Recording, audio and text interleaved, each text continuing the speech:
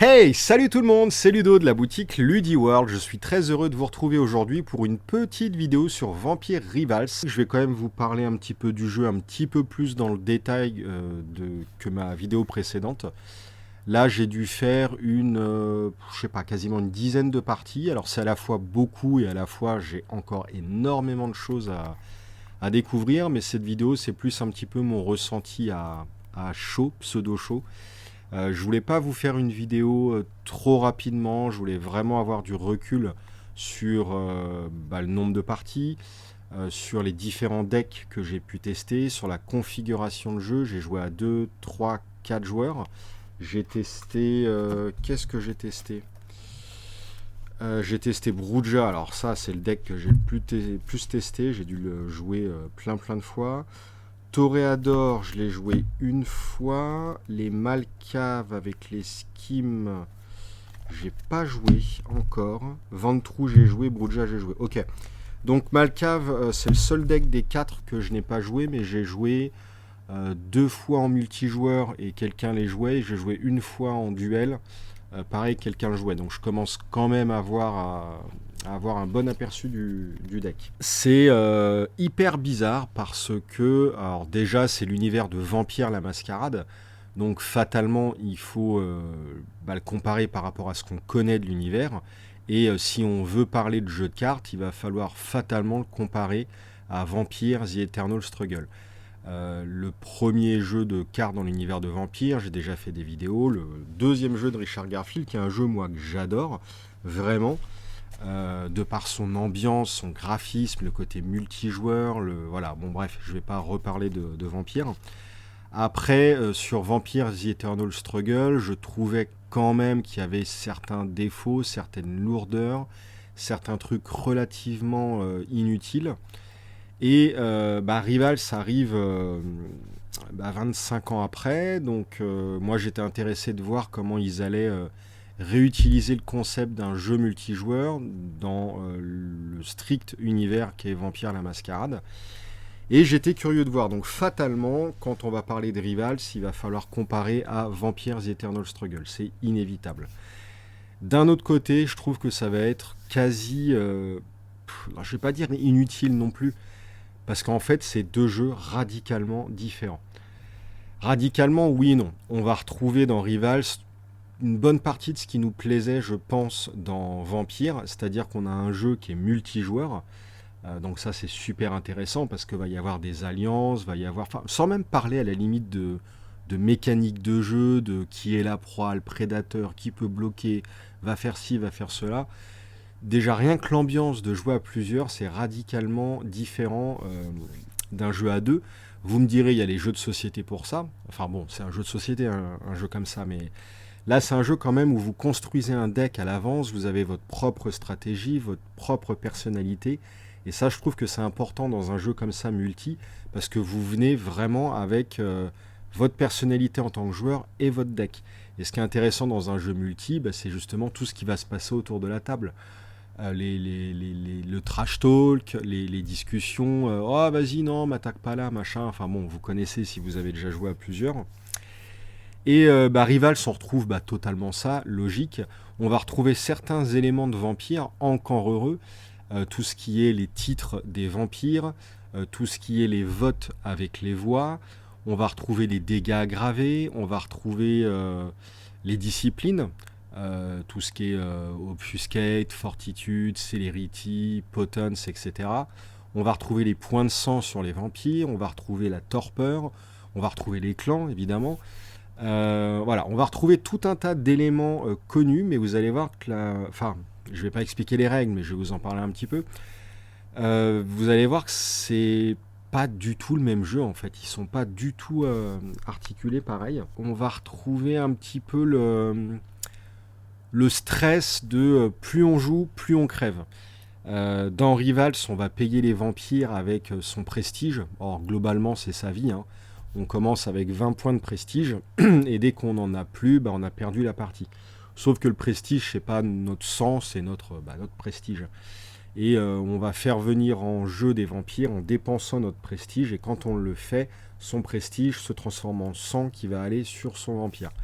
Bref, on retrouve ce côté, plus on joue, plus on se tue, avec le petit stress, etc. On va retrouver exactement la même chose sur les vampires. Les vampires, ils vont se prendre des dégâts, ils vont perdre du sang. Des fois, ils vont faire eux-mêmes des actions, ils vont perdre du sang, etc. Donc on retrouve exactement le même phénomène. Je dirais que la grosse différence entre rival et vampire, bon, au-delà de la structure du tour, mais ça, à la limite, on s'en fiche, c'est vraiment le concept d'action. D'un côté, dans Vampires The Eternal Struggle, toutes les cartes que vous jouiez, sauf les cartes Master, sont potentiellement contrables par le jeu du Stealth et de l'Intercept. Donc je le rappelle, à VTES, vous jouez une action qui est plus ou moins discrète. Cette action-là peut être bloquée par un vampire s'il a suffisamment d'intercept que le niveau de furtivité de l'action. Donc il y a un petit peu un jeu du chat et la souris pour chaque carte que vous jouez. Ce qui est très bien parce que ça rajoute un élément dans le jeu. On va essayer de passer ces actions furtivement. D'un autre côté, on va essayer de bloquer, etc. Ça peut être frustrant parce que des fois, vous n'allez rien pouvoir passer. Et puis, si votre deck était prévu pour faire passer des actions en furtivité et que du coup, votre deck n'est pas paré pour faire du combat et que le mec vous bloque, vous rentrez en combat, il vous chope et vous castagne la tronche, il peut y avoir une notion de frustration comme ça. Dans le premier Vampire, on pouvait faire l'impasse totalement sur le combat, se focaliser juste sur le stealth par exemple et occulter tout un pot du jeu. Là dans Rival c'est plus possible parce que le jeu est plus du tout articulé de la même façon. On oublie totalement le concept d'action bloquable, totalement le jeu du stealth, de l'intercept qui, une fois que l'action est bloquée, déclenche un combat. Là c'est plus ça du tout. Dans Rivals, quand vous jouez une carte, vous la jouez, c'est terminé. Donc ça c'est plutôt très bien parce qu'il y a peut-être moins l'aspect frustration. On a un jeu qui est beaucoup plus concis, beaucoup plus court, que ce soit en durée de partie, en nervosité ou même la structure des tours. On a 2 actions par tour, ça va relativement vite. Les tours de jeu globaux, pareil, vous faites le tour de la table assez rapidement, en tout cas beaucoup plus rapidement qu'à Vampire. Et ça c'est dû justement à mon avis à la structure du tour où on a complètement enlevé le système de blocage d'action comme je vous le disais. À Vampires The Eternal Struggle, on jouait une action, il y avait déjà les modifieurs pour rajouter du stealth, machin. Il y avait le potentiel de bloc du prédateur ou de la proie, je ne sais jamais lequel agit en premier. Donc voilà, il y avait 2 joueurs qui pouvaient bloquer, derrière il y avait des autres joueurs en cas d'action non dirigée. Enfin voilà, c'est long. Le jeu est génial, hein, mais c'est quand même beaucoup plus long, beaucoup plus séquencé. Les tours étaient à rallonge, etc. Donc là, non, à Rivals, vous jouez une carte, vous la jouez, c'est réglé. Il n'y a plus de combat qui se déclenche après une action bloquée, pour la simple et bonne raison que vous pouvez rentrer en combat avec n'importe quel vampire. Un vampire qui est sur table, vous déclenchez une attaque et boum. Donc oui, ça peut être un petit peu frustrant, mais bon, c'est le jeu, il faut qu'il y ait des combats. Voilà. Moi, je trouve ça plutôt cool que Rival se réoriente à nouveau sur le combat. Il y a aussi un système, il y a une maison en fait. Alors je vais vous faire voir sur la petite caméra. Hop. Quand vous construisez un deck, donc vous avez un deck avec vos cartes actions, vos machins. Vous avez votre crypte avec les vampires. Regardez comme ils sont cool. Et vous avez, alors je sais plus où c'est. Bon, on s'en fiche, je vais prendre ça. Vous avez un agenda, c'est votre but du jeu, comment vous scorez vos points, et vous avez une maison. C'est pas affilié à un clan particulier, donc vous pouvez avoir n'importe quelle maison dans n'importe quel deck finalement, même si naturellement les maisons et l'agenda que vous jouez orientent le gameplay que vous allez faire. Donc c'est pas forcément tous les clans qui vont rentrer dans cette optique, ni tous les decks. Et là où je voulais vous montrer, c'est donc que la maison, elle vous offre une protection. Vous avez +1 de sécrétie. Alors le sécrétie, c'est quoi? C'est un peu comme le stealth avant AVTES. Sauf qu'avant le stealth, c'était lié à une action. Là, c'est lié à votre maison. Et quand tous vos vampires sont planqués dans votre baraque, ils ont tous sécrétie +1. Ils sont planqués, tapis chez eux. C'est-à-dire que si quelqu'un veut m'attaquer, c'est pas la fête du slip, il va devoir me trouver et rentrer chez moi globalement, quoi. Pour contrecarrer le secrécy, c'est l'intel. C'est-à-dire que le joueur qui attaque, le vampire qui attaque, devra avoir autant d'intel que le secrécy adverse. Là où, encore une fois, c'est super cool sur Rival, c'est qu'on n'a pas besoin de jouer de cartes pour avoir de l'intel, même s'il y a des cartes spécifiques qui en rajoutent naturellement, mais simplement par la règle du jeu, vous avez la règle qui vous dit que quand vous attaquez et que vous avez besoin d'intel, vous défaussez une carte de votre main et vous avez plus un d'intel. Et en plus ça, les joueurs autour de la table peuvent aussi vous filer de l'intel en dépensant à votre place des cartes. Donc ça c'est cool, on retrouve toujours un petit peu comme à VTES le système de Stealth Intercept, mais fait d'une manière différente, c'est orienté simplement pour les combats et non pas pour les actions qui peuvent être vitales à votre deck pour fonctionner. Le jeu est recentré sur les combats, malgré tout on garde le côté des votes, on garde le côté des disciplines. Alors gros changement majeur par rapport à VTES, c'est les disciplines justement.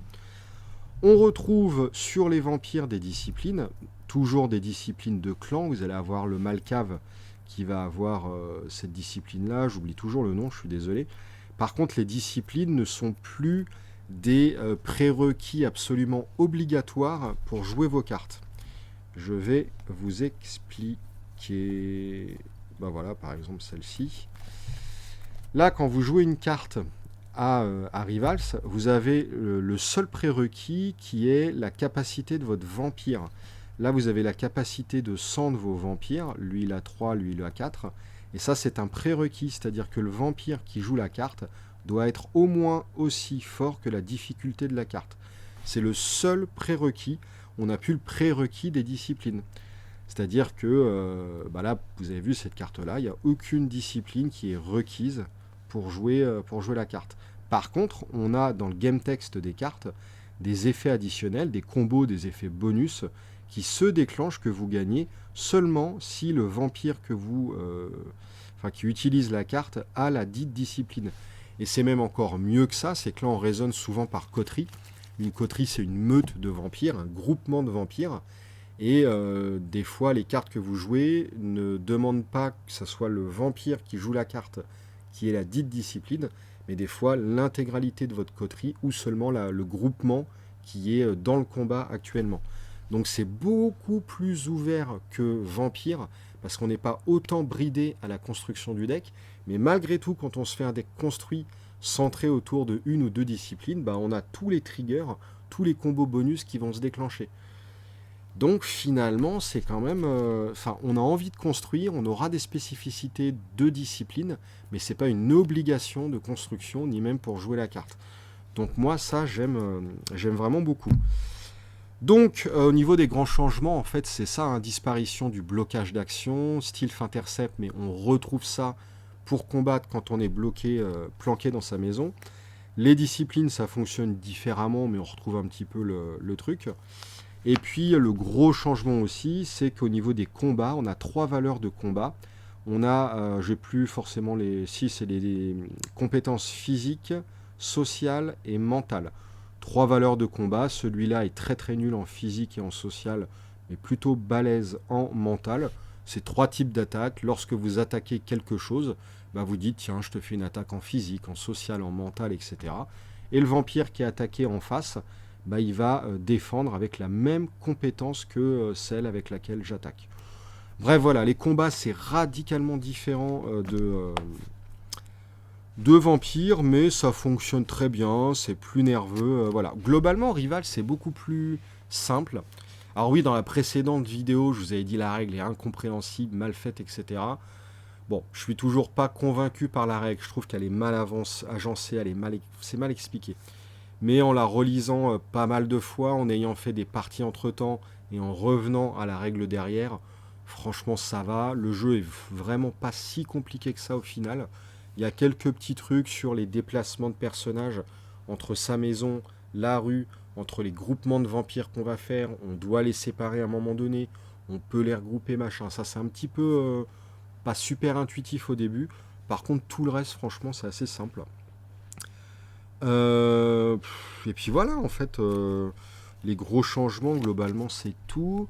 Non, on peut plus diaboliser un vampire qui est en torpeur. Bon, pourquoi pas, il y aura peut-être des cartes qui feront ça un jour. Vous tuez votre adversaire s'il arrive à 0 point de prestige, donc l'équivalent du Blood d'avant, mais aussi si vous éliminez tous ces vampires actifs. Ça, c'est une nouvelle condition de victoire. C'est plutôt pas mal parce qu'on peut faire des jeux un petit peu dégâts directs où on va vider le prestige adverse. On peut faire des jeux full combat où on va chercher à buter la meute adverse.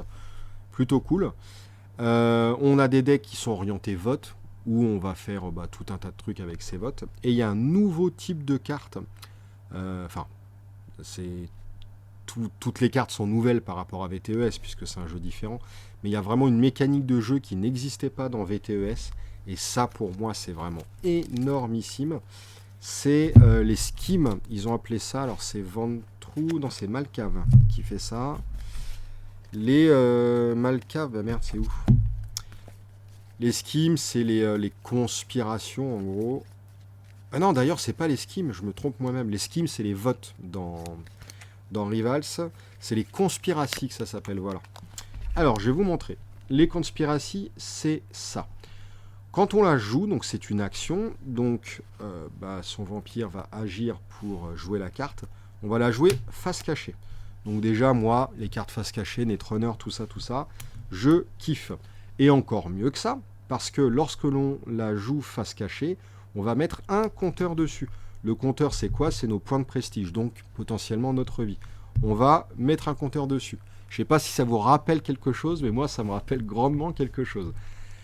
Ensuite, une fois qu'on a commencé à investir sur sa carte, à chacun de ses prochains tours, on pourra rajouter un compteur naturellement par la règle. Après, il y a des cartes dans le jeu qui vous accélèrent la chose. Vous pouvez en déposer un peu plus rapidement. Et ce qui se passe, c'est que lorsqu'on aura autant de compteurs qu'indiqués sur la carte, la carte elle va être finalisée et on va faire ce qu'il y a écrit dessus. C'est vraiment comme un agenda à Netrunner.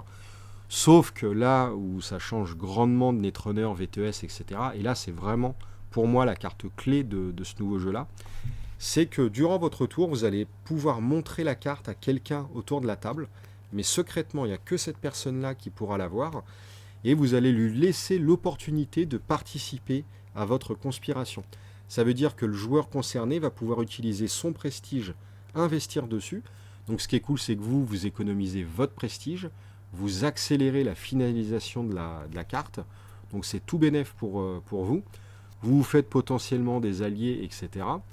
Et quel est l'intérêt du joueur à rentrer dans votre conspiration? Tout simplement que lorsque la carte va être résolue, tous les joueurs qui vous auront aidé à la finaliser ne pourront pas être ciblés par la carte. Donc c'est là où ça va créer naturellement des alliances. Et c'est vraiment excellentissime. On a perdu totalement le concept de proie prédateur. Enfin, prédateur... en fait, non, on n'a pas vraiment perdu ce concept-là. Vous allez avoir un rival, donc vous allez l'attaquer, c'est votre proie. Vous êtes le rival de quelqu'un, donc vous avez un prédateur. On conserve ce concept-là. Sauf qu'il n'y a plus le système de bloc d'action style Fintercept. Donc ça change beaucoup. Mais par contre, on y gagne énormément d'un côté. On gagne la simplicité du jeu, les tours beaucoup plus rapides, un jeu nerveux, plus moderne, enfin je sais pas. Moi, très honnêtement, et ça me fait mal de dire ça, parce que VTES, je trouve que c'est l'un des meilleurs jeux jamais créés, mais je pense sincèrement que je préfère Rivals, en tout cas pour l'instant, où je suis encore en phase de découverte, là je joue, c'est le début du jeu. Mais il y a une telle liberté de construction de decks, même avec très peu de cartes pour l'instant, j'ai envie de modifier les decks, etc. Pour l'instant, je les garde telles quelles parce que j'ai encore pas mal de démos à faire, mais je trouve que voilà, le jeu a un gros potentiel. Écoutez, j'ai déjà foutu le bordel dans mes decks. Je serais tenté de dire c'est tout. Que vous dire de plus? Rien, vraiment, je kiffe le jeu, je suis en train vraiment de tomber amoureux. On peut regarder un petit peu les cartes pour voir si je n'aurais pas oublié quelque chose. Donc je vous disais tout à l'heure qu'il y a des attaques physiques, des attaques qui sont en bleu, qui utilisent la compétence bleue des vampires qui jouent la carte. Vous avez des attaques mentales, les cartes jaunes, qui utilisent la compétence mentale du vampire. On retrouve le code couleur bleu, rouge, jaune, c'est pour ça que vous avez le même code couleur ici. Des attaques sociales. Là, on a des actions. Bon, bah voilà. Ok. Des réactions. Ça, c'est pour réagir pendant un combat. Les skims. Est-ce qu'il y en a des skims dans le coin? Bon, les skims, peu importe, c'est des votes. Hein, et les vampires ont, comme avant, potentiellement des voix. Voilà, ça, c'est un skim. Les skims, enfin les votes qui sont beaucoup mieux faits qu'un vampire, je trouve. C'est assez malin. Pourquoi c'est assez malin? Bah regardez, en fait, la carte pose une question. Est-ce que je devrais gagner... Non, est-ce que chaque joueur devrait gagner 3 points de prestige? Ça pose une question et chacun y répond oui ou non. Voilà. Enfin, c'est tout bête, hein. Et en même temps, ça offre moins de possibilités qu'à VTES, parce qu'à VTES, c'est vous qui définissiez les termes du vote, les cibles, etc. Alors là, il y a quelques schemes aussi dans Rival qui permettent de faire ça, mais on a des schemes beaucoup plus simples. Ça pose une question, oui, non, et je trouve ça génial. Voilà, on a des titres, ok, on a des actions, enfin des attaques à distance, on a des dégâts aggravés, bon bref, voilà. Non, je crois que je vous ai dit l'essentiel du jeu. Pour moi, donc, pour résumer, bon, les différences VTES, Rivals, on y reviendra peut-être un jour, mais je vous ai dit pour l'instant l'essentiel, en tout cas avec mon ressenti actuel. Et donc, moi, ce que j'aime bien dans Rivals, c'est la simplicité du jeu, la nervosité, tout est épuré, on va droit à l'essentiel, les parties sont plus rapides. Alors, non pas que ça soit un défaut de jouer longtemps, mais bah, vous pouvez faire 2 parties de Rivals en une partie de Vampire, voire même peut-être 3, donc moi je trouve ça cool. Les disciplines, c'est plus autant restrictif qu'avant, mais tout en permettant de faire des combos, des trucs sympas. On a le deck de ville qui est un deck central commun à tous les joueurs dans lequel on va pouvoir faire des trucs, ça c'est cool. Les 2 cartes de départ, la maison et l'agenda, alors ça c'est énormissime, vraiment. Les conspiracies, les agendas, là, ça c'est génial. Les schemes qui pour moi sont un petit peu mieux faits. Voilà, globalement, moi je trouve que il n'y a pas grand chose qui est plus mauvais qu'à VTES. Alors, j'ai mis une petite réserve sur le graphisme des cartes. Non pas les illustrations, parce qu'elles sont plutôt cool, mais assez polissées, quoi, dans la norme des LCG, quoi. Par contre, le template des cartes, là, faut dire ce qui est. Je trouve que ça fait pas rêver, quoi. C'est pas que c'est moche, hein, mais ça fait pas du tout vampire. Là, regardez le nombre de couleurs et tout, c'est... Franchement, ça, c'est pour moi le plus gros défaut du jeu. Et c'est ce que j'apprécierais toujours dans VTES, c'est le côté pesant de VTES. Quand vous faites une partie de VTES, vous ressentez la tension dès le début du jeu. Vous commencez votre phase de transfert, vous investissez vos vampires, vous les voyez venir petit à petit. Il y a la partie qui se met en place progressivement, vous jouez vos cartes master. Enfin, il y a une certaine grandeur dans VTES qui est retransmis de par la mécanique, mais aussi par l'ambiance des cartes, que ce soit le graphisme, enfin le template ou les illustrations. Je trouve que dans Rival, on n'a pas du tout ce côté vampire, ce côté sombre, dark, sanglant, la pesanteur de la partie, le côté un peu sérieux d'une partie de VTES. C'est beaucoup plus léger, beaucoup plus fandard, je trouve. Voilà, c'est... ouais, graphiquement, c'est pas top. Après, ce qui est moins bon... Qu'est-ce qui est moins bon d'autre? Les combats. Les combats sont peut-être moins bons. On n'a pas autant de séquences dans le combat. VTES, voilà, il y a pas mal de choses. On se rapprochait, on se mettait à distance. On choisissait son arme, son strike. On pouvait faire des additionnels strikes. Voilà, les combats, c'était vraiment très séquencé. On pouvait relancer des rounds, etc. Là, c'est beaucoup plus simple, mais c'est donc c'est peut-être moins bon pour ceux qui aimaient les combats de VTES et les combats très techniques, mais ça rentre dans l'avantage que je disais, c'est que le jeu est beaucoup plus rapide, beaucoup plus simple, beaucoup plus épuré, et il va à l'essentiel. Finalement, dans VTES, bah, ce qui comptait, c'est faire mal aux vampires qui vous avaient bloqué, ou quand vous agressiez un vampire en Bums Rush, bah, le but c'était de le défoncer. Bah là, à Rivals, on va à l'essentiel. On veut castagner du vampire, bah on y va, quoi. La manière d'arriver à faire les points est pas exactement la même, mais... Voilà, donc c'est un défaut, mais finalement, ça dépend ce qu'on recherche, et moi, je trouve que, bah, honnêtement, à part le graphisme, Rivals, c'est peut-être mieux que VTES. Et franchement, ça me fait vraiment mal de dire ça, parce que déjà, c'est Garfield, et puis VTES, quoi, merde, c'est... Donc voilà, tout ce que je viens de vous dire, c'est vraiment un ressenti sur ouais, une dizaine de parties. J'ai dû jouer 4 fois à 2. J'ai dû jouer 2 fois à 4, 2 fois à 3.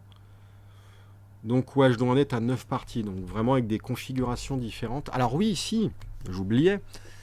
C'est un jeu qui est beaucoup plus jouable à 2. Mais très sincèrement, le jeu est vraiment cool à 2. Pourquoi, je sais pas. Alors s'il y a le deck central qui offre un truc commun à tous les joueurs. Voilà, tiens, je vais te piquer cette carte-là avant toi, machin. Un peu comme un deck building game, en fait, on a une rivière et on peut interagir avec la rivière, soit pour scorer des points, soit pour se stuffer.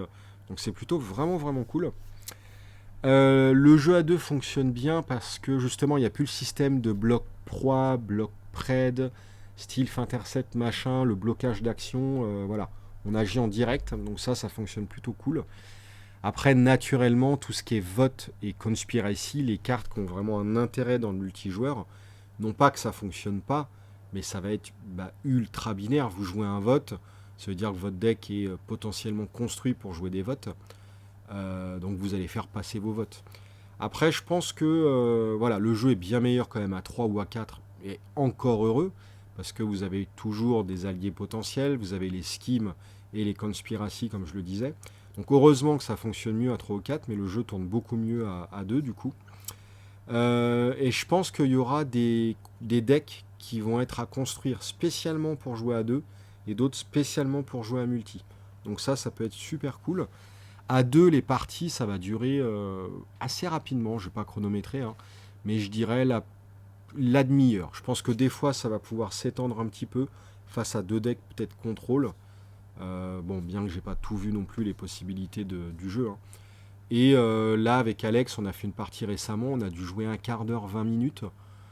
Donc vous voyez, ça peut être super rapide, quoi. Et ça, moi, je kiffe. Donc voilà, bref, que vous dire de plus? Je crois que c'est tout, mais vraiment, j'en reviendrai, hein, vous parler de ce jeu-là. Au travers d'une vidéo règle, au travers des extensions qui sortiront, on regardera un petit peu les nouvelles cartes. Je vous montrerai peut-être des decks quand j'en aurai construit, mais bon, ça mettra un petit peu de temps parce que j'attends la VF, comme je vous le disais, pour commencer vraiment à démonter ces decks-là. Puis à chaque fois, de toute façon, je vous dis que je vous montre des decks et je le fais jamais, j'ai pas le temps. Donc voilà, bref, je vais m'arrêter là. J'espère que cette petite vidéo vous a plu. N'hésitez pas à me poser des questions.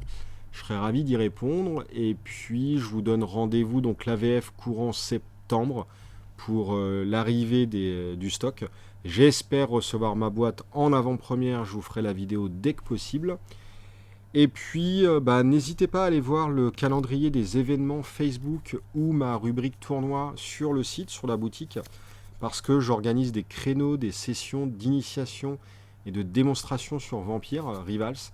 Donc je fais des tables de 4, vous vous inscrivez, l'inscription est payante, c'est 1,50 €. Mais si le jeu vous a plu et que vous souhaitez précommander la boîte, je vous crédite 2 € en bon d'achat.